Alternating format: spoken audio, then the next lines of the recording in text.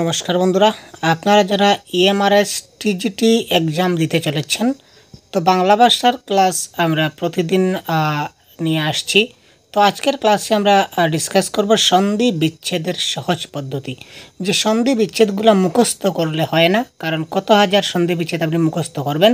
তো আজকের ক্লাসে আমি কিছু সহজ পদ্ধতি আপনাদের বলে দেব, যে পদ্ধতিগুলো যদি আপনাদের জানা থাকে তাহলে আপনারা সন্ধি বিচ্ছেদগুলো অনায়াসে সমাধান করতে পারেন।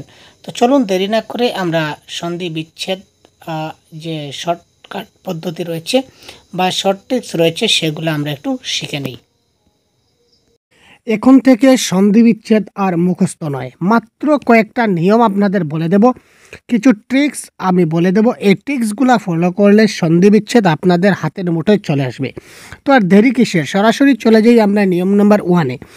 দেখুন, কোনো সন্ধি বিচ্ছেদে যদি জফলা থাকে, জফলা, তো জফলার পরিবর্তে রসই কার বসবে, ইকার বসবে, সোজা কথা। যেমন আমি একটি আপনাদের এখানে করিয়ে দিই। এখানে দেখুন দেওয়া আছে কি অত্যন্ত, ঠিক আছে, অত্যন্ত। তো এখানে দেখুন কী আছে ভাই, জফলা আছে, ঠিক আছে, জফলা আছে। তো এই জফলার পরিবর্তে আমি কি করলাম, এখানে জফলার পরিবর্তে আমি এখানে কি দিলাম, রসই কার দিলাম। তারপর এখানে দেখুন, এখানে কোনো মানে আকার ইকার রসইকার কোনো কিছু নাই। তো যদি কোনো আকার ইকার রসইকার যদি কোনো কিছু না থাকে, তাহলে মনে রাখবেন যে একটা ও আছে। কোনো কিছু না থাকলে ও, তার পিছনের যা আছে তা আপনি বসিয়ে দিন। অতি প্লাস অন্ত ইকুয়াল টু অত্যন্ত হয়ে গেল। ক্লিয়ার? এরপর দেখুন প্রত্যেক। তো প্রত্যেক মানে কি হলো ভাই, প্রত্যেক। যদি প্রত্যেক বলি তাহলে আমরা প্রত্যেক যদি লিখি তাহলে আমরা এইভাবে প্রত্যেক লিখতে পারি। আমরা লিখলাম প্রত্যেক। তো এখানে দেখুন এই দেখুন, এখানে এই যে জফলা আছে, জফলার পরিবর্তে আমরা রসই কার দিলাম। আর এখানে এই যে একার, এখানে এটা একার দেখতে পাচ্ছেন, একারের জন্য এ থাকলো, আর এখানে ক, প্রতি প্লাস এক, প্রত্যেক হয়ে গেল। তো জফলা থাকলে কি হবে, রসইকার হবে। এইভাবে আপনারা করতে পারবেন ইত্যাদি, অত্যুক্তি, প্রত্যাগমন, তারপর এই জফলা দিয়ে যত সব সন্ধি বিচ্ছেদ হবে এই ফর্মুলায় আপনারা করতে পারবেন, ঠিক আছে। এটা মুখস্থ করার কোনো দরকার নেই, ঠিক আছে। পরবর্তী দেখি, বফলা থাকলে রসৌকার হবে। বফলা, যদি বফলা থাকে, যেমন দেখুন স্বল্প, ঠিক আছে ভাই, স্বল্প। এখানে এই দেখুন, এটা হচ্ছে বফলা। তো দেন এর সাথে বফলা আছে। তো বফলা থাকলে কি রসৌকার হবে। এই দেখুন রসৌকার, তো রসৌকার আমরা দিয়ে দিলাম। আর এখানে আবার আগের মতো যদি আকার ইকার রসইকার কোনো কিছু নাই তার সঙ্গে, তার মানে এখানে ও আছে। আর এই লয় পয় আমরা লাগিয়ে দিলাম অল্প, ঠিক আছে ভাই, হয়ে গেল। আবার যদি এখানে দেখুন ওই যে অন্বেষণ, সেম দেখুন অন্বেষণ।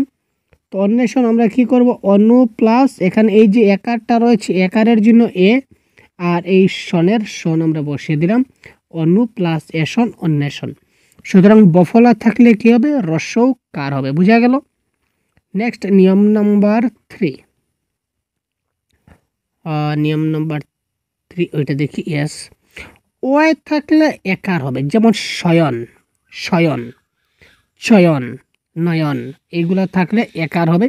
যেমন সে প্লাস অন শয়ন, নে প্লাস অন নয়ন, ঠিক আছে। অয় আছে, নয়ন মানে অয়ন, চয়ন, বয়ন, গয়ন, এইগুলো থাকলে একার হবে আর শেষে অন হয়ে যাবে, ঠিক আছে ভাই। যদি আয় থাকে, আগে আমরা দেখলাম যে অয় থাকলে কি হবে, একার হবে। যদি আয় থাকে তাহলে ঐকার হয়ে যাবে। যেমন গায়ক, যদি গায়ক থাকে তো গায়ক মানে কি, গায়, গায় মানে কি আয়।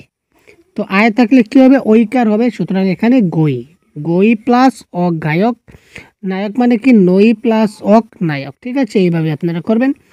আবার এবার দেখুন আরেকটা নিয়ম, শেষে জফলা থাকলে অন্তস্থ জ হবে। আগে বলেছিলাম যে জফলা থাকলে রসইকার হবে, আগে বলেছিলাম। যেমন জফলা থাকলে রসইকার, আগে একটা বলেছিলাম, কোনটা বলেছিলাম ভাই, যদি জফলা থাকে তাহলে রসইকার হবে, প্রথমটা বলেছিলাম। তো 1 নম্বরটাই দেখুন, ইয়েস, অত্যন্ত, অত্যন্ত, প্রত্যেক, এইগুলো বলেছিলাম। তো এবারে দেখুন শেষে জফলা আছে। যদি শেষে জফলা থাকে তাহলে মূল শব্দ এবং তার সর্বশেষে একটা জ লাগিয়ে দিবেন শেষ। যেমন কাব্য, কাব্য, কাব্যর মূল শব্দ কি, মূল শব্দ হচ্ছে কবি, আর শেষে একটা জ লাগিয়ে দিলাম, কামখাতাম। তারুণ্য, তারুণ্যের মূল শব্দ কি? তরুণ। শেষে একটা জ লাগিয়ে দিলাম, হয়ে গেল, কাজ খাতাম। বন্য, এই বন্য, বন্য যদি লিখি তা বন্যর মূল শব্দ কি? বন, আর শেষে একটা জ। তো শেষে যদি জফলা থাকে, সবার শেষে জফলা থাকলে মূল শব্দ বসিয়ে তার শেষে একটা প্লাস দিয়ে একটা জ বসিয়ে দেবো, কাম খতম হয়ে যাব। নিয়ম নাম্বার 5। এবার মনো দিয়ে যদি কোনো শুরু হয় সন্ধি বিচ্ছেদ, তো এই যে মনো, এই যে একার এবং আকার, এই যে একার আকার মানে অকার বলা হয়, তো তার পরিবর্তে এখানে বিসর্গ ব্যবহার হবে। ঠিক আছে, যেমন মনোরথ, আমি একটা করে দিচ্ছি আপনাদের, মনোরথ। এবার এই যে মনো, এটা দিলাম। আর এই যে একার আর আকার, এই যে একার আকার এইগুলো দেব না, না দিয়ে তার পরিবর্তে একটা বিসর্গ দিলাম প্লাস এই পিছনের যেগুলো আছে এই সবগুলো আমি দিয়ে দেব। ঠিক আছে, এটা হচ্ছে মনোরথ হয়ে গেল। তো এইভাবে সবগুলো করতে পারবেন, মনোরথ, মনোবিদ, মনোনয়ন, মনোরম, মনোনীত, এবার যতগুলো থাকবে সবগুলো, শুধুমাত্র এই যে মনো, এই যে শব্দ, এই শব্দের এই যে একার এবং আকার আছে এগুলা বাদ যাবে এবং তার পরিবর্তে এই বিসর্গ ব্যবহার হবে।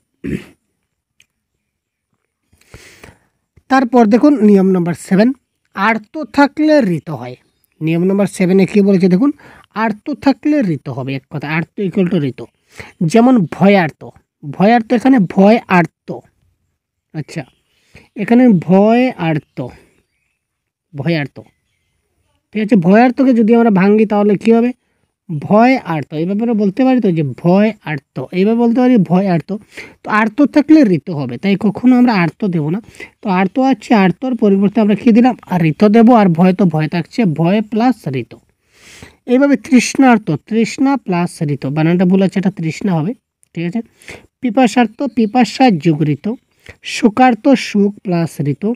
গীতার্থ, গীত প্লাস ঋত।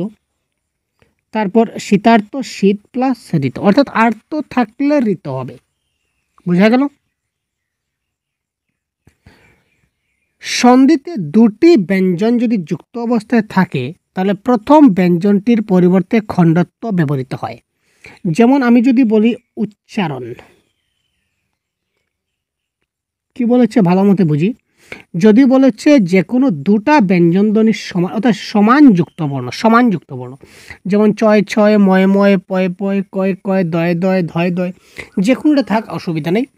অর্থাৎ উচ্চারণ যে প্রথম যেটা বর্ণ আছে, এখানে প্রথম বর্ণ কোনটা? চ। এই চটা আমি কাটলাম।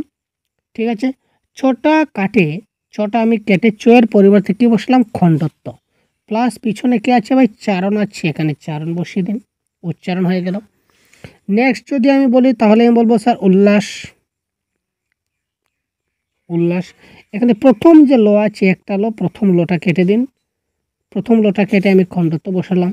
আর পরে কি আছে? মেরে বালি চাপা দিয়ে দেবো, লাশ করে দেবো, লাশ আছে ভাই। তো সুতরাং উত প্লাস লাশ, উল্লাস হয়ে গেল। ঠিক আছে, আচ্ছা।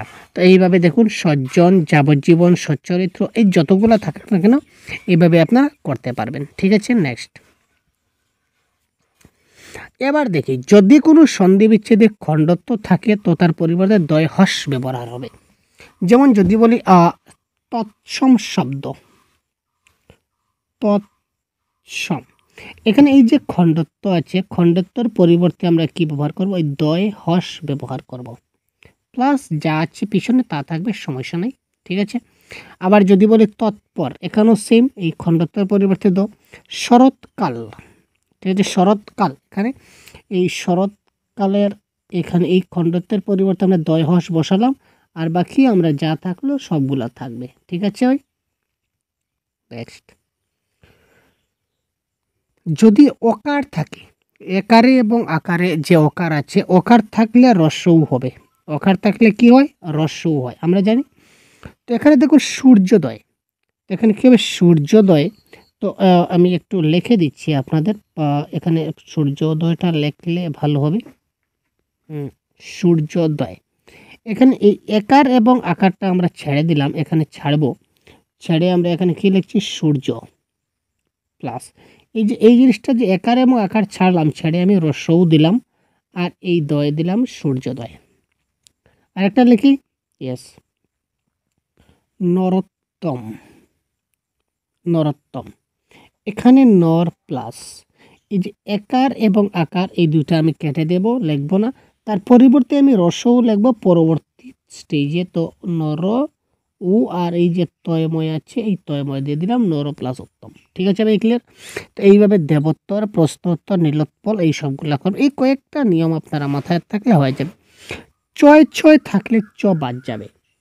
ঠিক আছে, আগেরটা ছিল যুক্তবর্ণ, যে কোনো যুক্তবর্ণ যদি থাকে, তো যে কোনো যুক্তবর্ণ যদি থাকে তখন যুক্তবর্ণ সেম সেম সেম, যেমন চয় চয় বা ছয় ছয় বা পয় পয়, হ্যাঁ ঠিক আছে, বা দয় দয়, এগুলো থাকলে প্রথমটার পরিবর্তে খণ্ডত্ব ব্যবহার হবে। এটা গেল।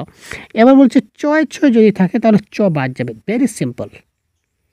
প্রচ্ছেদ, এখানে চটা বাদ দিলাম, চটা বাদ দিয়ে প্র প্লাস এখানে কি থাকলো ছেদ, পত কেটে দিলাম, একটা চ তো কেটে দিলাম, তো ছেদ। তারপর যদি বলি আমি ভাই বিচ্ছেদ, বিচ্ছেদ চটা কেটে দিলাম, চটা কাটলে আমার কি থাকলো বি প্লাস ছেদ থাকলো, বিচ্ছেদ। ঠিক আছে, ক্লিয়ার? এইভাবে সবগুলা করবেন। আচ্ছাদন, তারপর প্রতিচ্ছবি, বৃক্ষছায়া, প্রচ্ছেদ, বিচ্ছেদ, প্রচ্ছায়া। আমি জাস্ট একটা দুইটা করে আমি এখানে এক্সাম্পল নিচ্ছি আপনাদেরকে দেখাবার জন্য। এই ধরনের হাজারো এক্সাম্পল আপনারা সলভ করতে পারেন, ঠিক একই থাকবে। তারপর দেখুন যদি অনুস্বার থাকে, অনুস্বারের পরিবর্তে আমরা ময়হস ব্যবহার করব। ঠিক আছে, যেমন সংসার, একটা শব্দ আমরা লিখলাম, এখানে কি লিখলাম সংসার। এখানে দেখুন এখানে কি আছে অনুস্বার আছে, তো অনুস্বারের পরিবর্তে আমরা কি ব্যবহার করব ময়হস ব্যবহার করব, প্লাস সার, সংসার। ঠিক আছে, ঠিক আছে ভাই, সংসার। ঠিক আছে, এবার যদি বলি বারংবার, বারংবার সব কিছু ঠিক থাকবে, খালি এই অনুস্বারের পরিবর্তে এখানে এই ময়হস ব্যবহার করে দেব, বাকি সেম থাকবে বারংবার। বুঝা গেল? তো এই ধরনের অনুস্বারের পরিবর্তে ময়হস আপনারা ব্যবহার করবেন। এখানে প্রিয়ম্বদা, স্বয়ং সহা, সংযোগ, সংশ্লিষ্ট, সংবর্ধনা, বারংবার, সংরক্ষণ, সংকীর্ণ বা ইত্যাদি ইত্যাদি অনেকগুলো শব্দ থাকবে, আপনারা নিয়ে নেবেন। এবার দেখুন লাস্ট নিয়ম আজকের ক্লাসের, যেটা ঔকার থাকলে এখানে সন্দর্ঘ অ এবং ও দুটো বসতে পারে। যদি মুক্ত থাকে তাহলে ঔকার বসবে, আর যুক্ত থাকলে অকার বসবে, ও বসবে। এটার মানে কি, এখানে দেখুন বনৌষধ, এখানে দেখুন ঔকার আছে, এই যে একারে এবং আকারে ঔকার আছে, তার মানে এখানে মূল শব্দ তো বন, ঠিক আছে, এখানে ও হবে না ও হবে, এখানে ও হলো, কেন হলো, এই যে পরবর্তী ধ আছে, ধ শেষের ধটা দেখুন, ধটা হচ্ছে কি মুক্ত, মানে এই ধয়ের একদম পরবর্তী শেষের যে বর্ণ ধ, এই শেষের বর্ণের সঙ্গে একার, আকার, ঔকার, রসৌকার, দীর্ঘকার কোনো কিছু নাই, সে একদম বিন্দাস একলা অবস্থায় আছে, তার মানে সে মুক্ত আছে। তো যদি মুক্ত থাকে তাহলে ও বসে, এই কারণে ও বসলো। আবার এখানে দেখুন যদি বলি আমরা জলৌকা, জলৌকা, জলৌকা, এখানে জলৌকার মূল শব্দ কি জল, আর এখানে কা। ঠিক আছে, এখানে এই অ এবং ও দুটা থেকে একটা বসবে। আমরা বলেছিলাম যে স্যার যদি যুক্ত হয় তাহলে অ বসবে, এখানে তো যুক্ত আছে, এই যে শেষের ক, এর সঙ্গে আটা কিন্তু যুক্ত আছে, সুতরাং এখানে অ বসবে, তাই এখানে জলৌকা। ঠিক আছে, তো এইভাবে দেবৌষধ, লোকৌষধ, মন্ত্রৌষধি, মহাঔষধ এইগুলো আপনারা করতে পারেন। ঠিক আছে, এই কয়েকটা নিয়ম আপনাদের দেখিয়ে দিলাম আমি আজকের ক্লাসে। আশা করি আপনারা বুঝতে পারছেন। তারপরেও যদি কোনো একটা নিয়মে যদি আপনাদের বুঝতে অসুবিধা হয় বা কোনো একটা নিয়ম যদি আপনারা বুঝতে পারেননি, তাহলে অবশ্যই কমেন্ট বক্সে জানাবেন, আমাদেরকে জানাবেন। ঠিক আছে, বা হোয়াটসঅ্যাপের মাধ্যমে জানিয়ে দেবেন, আমরা আরও ডিটেলস আপনাকে সম্পূর্ণটা বুঝিয়ে দেওয়ার চেষ্টা করব। ঠিক আছে, তো পরবর্তীতে অন্য একটা ক্লাসে খুব শীঘ্রই আপনাদের সঙ্গে আবার কথা হচ্ছে। ততক্ষণ ভালো থাকবেন, সুস্থ থাকবেন, সঙ্গে থাকবেন, আমাদের চ্যানেলটাকে সাবস্ক্রাইব করবেন। ধন্যবাদ।